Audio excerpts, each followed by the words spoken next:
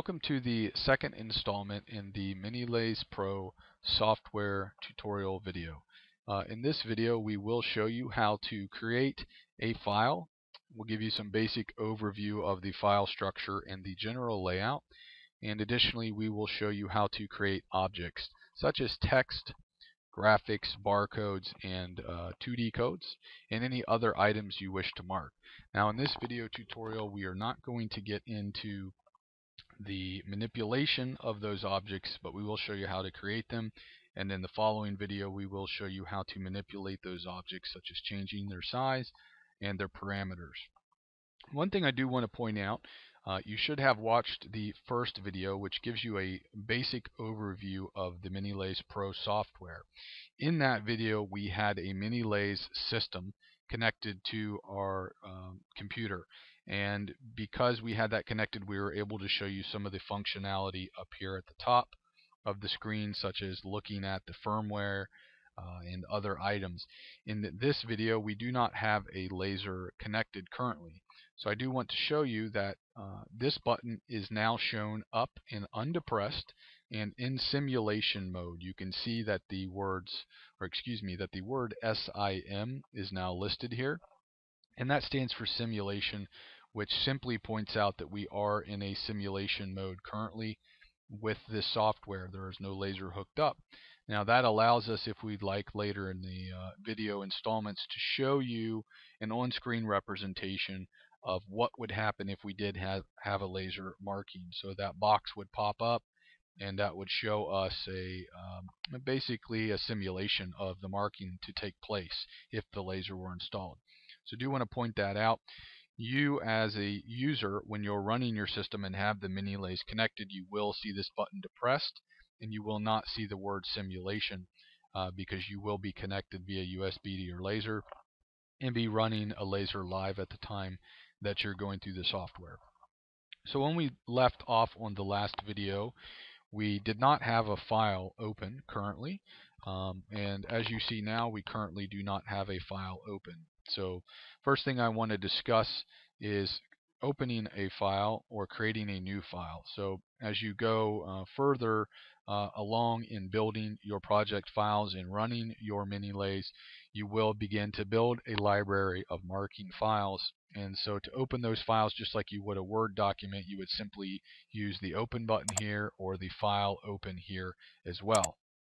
Now because you haven't created any files yet, we're just going to create a new file, and you would do that the same way that you would create a new file in many pieces of software. You're either going to click the icon to create a new file, or we're going to go to File and we're going to go to New. So we'll go ahead and do that and create a new file. Now automatically you see quite a few things happened here when we create a new file. First thing is you see some additional icons are available up top. And we have some new icons here which represent some different items we can create, such as text, barcode, data matrix, 2D code, or importing graphics. Additionally, we can draw some shapes as well. We will be able to do that in a moment. I will show you how that works. Additionally, some of these icons up here are for advanced functionality, and on some of these we're not going to get into much detail on right now because these will be covered in a later tutorial. Some of these icons up here the everyday user is not going to be touching. There are some specialized features that the Minilase software has that only a small percentage of people will use. So we will cover some of these special features and items in a further tutorial. Okay, so now we're going to come over here and drop down to this main section here on the screen, this big white area. And then you'll notice we also look to the right, and now we have another section shown here, which is a tabbed system. So I want to talk a little bit about the structure of how these files are laid out.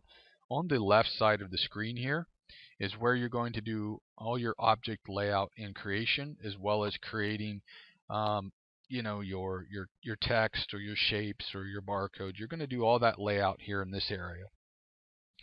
Additionally, the way that you manipulate those objects, you're going to do that via the data or the parameters that are stored for those objects to the right in a tabular system. In other words, whatever the selected object is here on the left side of the screen, you can see that we have a tab system that changes to the right, and that tab system contains all the parameters or data for that object selected, and that's how we manipulate these. So I want to start out by discussing what we've created here. We have created a new laser project file. And so the same way that you would call a Word document file a Word document, you're calling a laser marking file a laser project file. Now, the laser project has nothing to do with the name of the file. If you have a part that you're going to mark, and that is part number ABC123, you can choose to call this file ABC123. Right now, as you can see, when I have it open here, it's the 4th project I've created since opening my software today. So by default, it gives it the name Project 4. That's because I have not gone to File, Save As yet. If I choose to go to File, Save As, then I will have the ability, to name that file whatever I choose. So if this is indeed for part ABC123, I can go to File, Save As, and save it somewhere on my computer or on my network as ABC123. The laser project can be viewed as the master of the file, or the master root, let's call it, or the trunk of the tree. And off that trunk, we're going to build branches, and those branches are going to be the items that we wish for our laser to complete, such as marking a text string, or marking a barcode, or marking a graphic. So the laser project just designates, here's my project, and here below, dropping down, is what I want to do with that project. And so we're going to build this up in order to accomplish what we wish to accomplish on our laser. If you see to the right, you will notice we have a couple different sections here for our laser project. By default, this is laser project as a name. If we wanted to, we could simply, for reference purposes, change the name to ABC123. Just by coming over here to Project, under Project Name, and changing the name. Additionally, what I'd like to show you available in this menu is measurement units. By default, Minilase Pro runs in metric. Some of you may wish to run the software in English. You can do that here by just selecting inch versus metric. Now you can see our resolutions here are listed, and as I change to English, I'll need to correct my resolutions here a little bit, but you can change this to whatever you want. If you want to run down to a single thousandth, you can do that.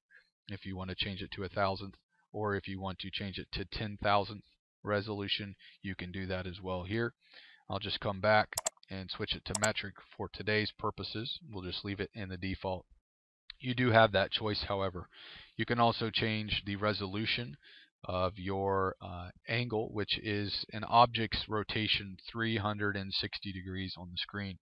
For example, if I create a text string and I want to put that text string at a 45-degree angle, I can do that because my resolutions are at 1, which means that I can go one step at a time.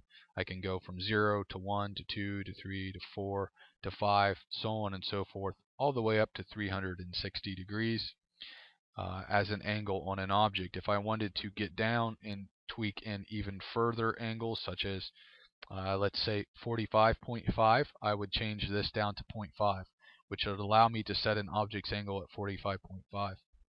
Additionally, my linear resolution has to do with the location and the size of objects. Now that covers the first section of our number 2 tutorial.